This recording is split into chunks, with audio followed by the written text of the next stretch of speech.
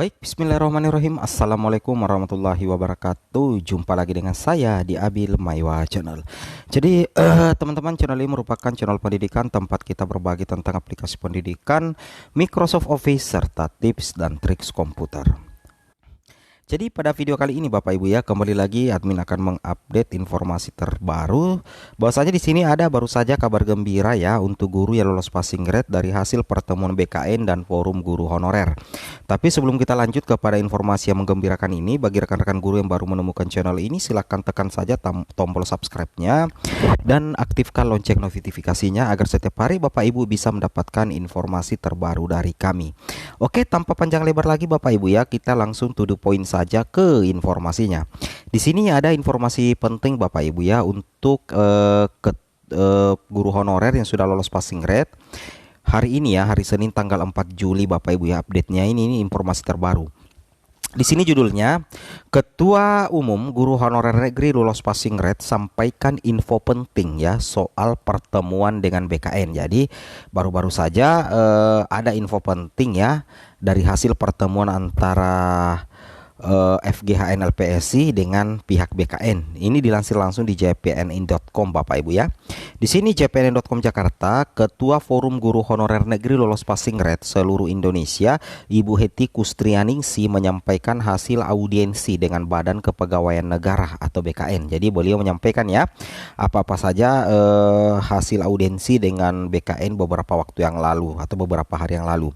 Hasil audiensi tersebut makin menambah keyakinan Ibu Heti dan para guru honorer yang lulus passing grade dalam seleksi pegawai pemerintah dengan perjanjian kerja atau P3K 2021. Wow, ini cukup meyakinkan Bapak Ibu ya.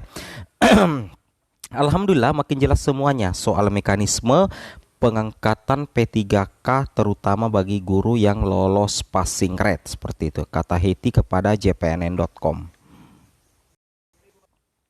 Alhamdulillah makin jelas semuanya soal mekanisme pengangkatan P3K terutama bagi guru yang lolos passing grade, kata Ibu Heti kepada jpnn.com ya. Di sini Bapak Ibu bisa memperhatikan adapun kesimpulan dalam audiensi tersebut adalah sebagai berikut. Yang pertama itu terkait dengan mekanisme pengangkatan P3K ya. Nah, bagaimana mekanisme untuk pengangkatan P3K dari hasil pertemuan dengan BKN?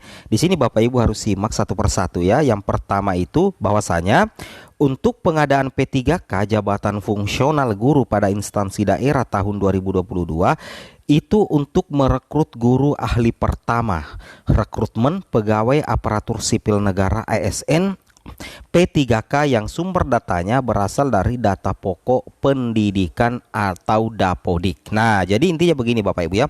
Bagi rekan-rekan guru honorer sebaiknya mengamankan ya, artinya mengupdate data individu Bapak Ibu di Dapodik ya. Jangan sampai ada data Bapak Ibu di Dapodik yang bermasalah, karena nantinya untuk pengadaan P3K jabatan fungsional itu fokus ya, sangat memprioritaskan guru yang tercatat di data pokok pendidikan, baik yang lolos passing grade maupun yang belum lolos passing grade. Nah, seperti itu.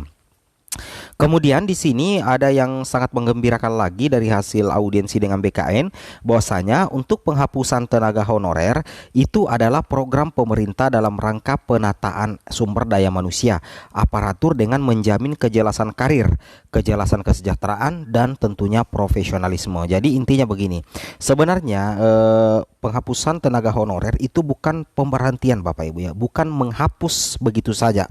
Tetapi penghapusan tenaga honorer itu sebenarnya adalah salah satu upaya dalam meningkatkan kesejahteraan honorer. Bagaimana tenaga-tenaga honorer termasuk guru honorer itu bisa ada kepastian terkait karir, status ya, dan tentunya juga kejelasan kesejahteraan dan profesionalisme. Karena kalau tidak ada istilahnya penataan kembali untuk honorer, maka itu bisa memperlambat ya bagi rekan-rekan guru honorer yang belum lolos menjadi ASN. Karena dengan adanya SE terbaru dari Kemenpan RB itu secara otomatis Bapak Ibu ya, itu mendesak juga Pemda untuk segera mengangkat ya mengangkat guru honorer menjadi ASN P3K melalui program P3K dengan cara bagaimana agar guru honorer yang sudah lolos passing grade itu mendapatkan formasi seperti itu Bapak Ibu ya. Dan guru yang belum lolos passing grade yang masuk di kategori prioritas 2 dan 3 itu nantinya bisa ikut juga nantinya di seleksi observasi apabila Pemda mengajukan banyak formasi. Sebenarnya itu maksudnya ya, itu maksudnya adanya penataan SDM aparatur dengan menjamin kejelasan karir, kejelasan kesejahteraan dan tentunya juga adalah profesionalisme seperti itu Bapak Ibu ya.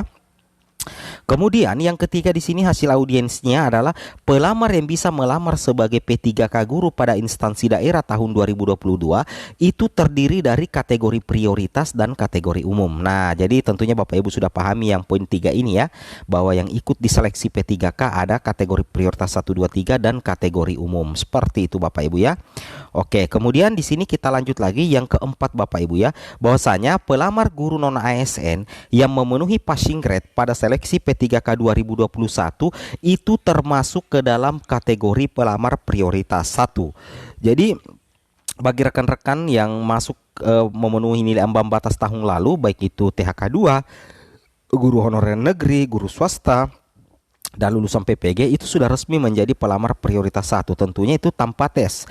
Mudah-mudahan Pemda mengajukan formasi yang maksimal sehingga pelamar prioritas 1 nantinya mudah untuk menemukan atau mendapatkan formasi pada saat mendaftar di SSCASN. Seperti itu Bapak Ibu ya. Kemudian poin kelima, pelamar guru non ASN yang memenuhi passing grade pada seleksi P3K 2021 termasuk ke dalam kategori pelamar prioritas 1 ini melakukan pendaftaran melalui portal SSCASN. Jadi Bapak Ibu yang masuk dalam kategori pelamar prioritas itu tetap harus mendaftar Bapak Ibu ya.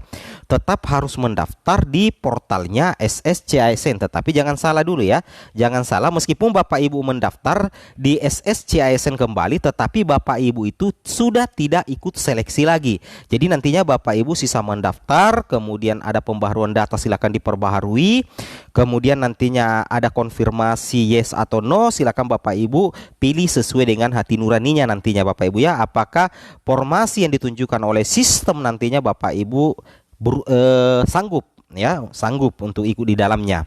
Karena kenapa? Karena Bapak Ibu pahami bahwa P3K itu kemungkinan Bapak tidak bisa dimutasi seperti itu ya. Kemudian yang poin 6 Bapak Ibu ya, bahwasanya mekanisme pemilihan formasi, kemudian ada penguncian formasi dan hal-hal teknis lainnya akan diatur lebih lanjut melalui petunjuk teknis sesuai dengan kewenangan panitia seleksi P3K guru Kementerian Pendidikan Kebudayaan Riset dan Teknologi dan panitia seleksi instansi daerah yang dikoordinasikan dengan panitia seleksi nasional. Nah, jadi terkait dengan pemilihan formasi, kemudian ada penguncian formasi, nantinya itu akan diatur Bapak Ibu ya. Akan ada petunjuk teknisnya melalui panitia Panselnas ya, dalam hal ini Panselnas, dan tentu juga bekerja sama dengan PPK yang ada di tiap daerah. Jadi nantinya itu terkait mekanisme pemilihan formasi, mekanisme penguncian formasi, Bapak Ibu tidak perlu khawatir karena nantinya akan diatur oleh Panselnas, akan ada juknisnya nanti dan juga kerjasama dengan PPK daerah. Seperti itu Bapak Ibu ya, itu yang harus dipahami.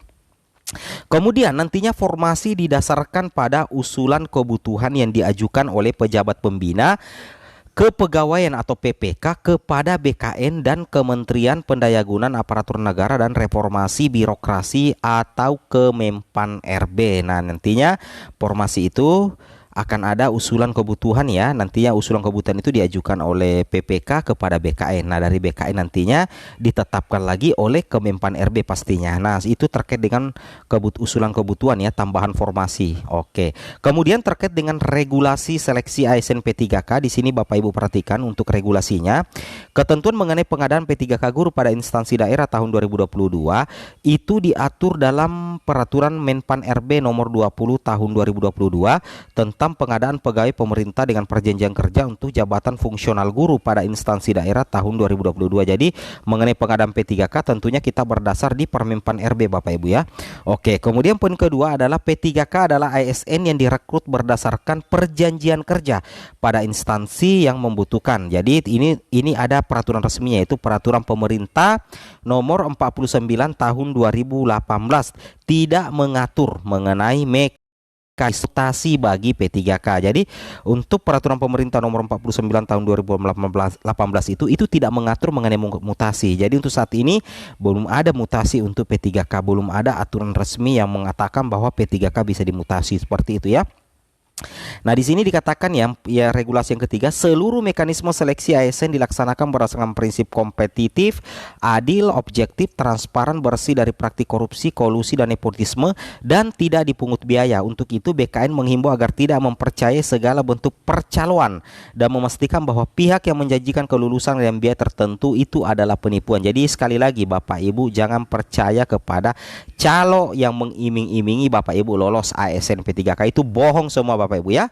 Oke, mungkin cukup sampai di sini informasinya. Assalamualaikum warahmatullahi wabarakatuh.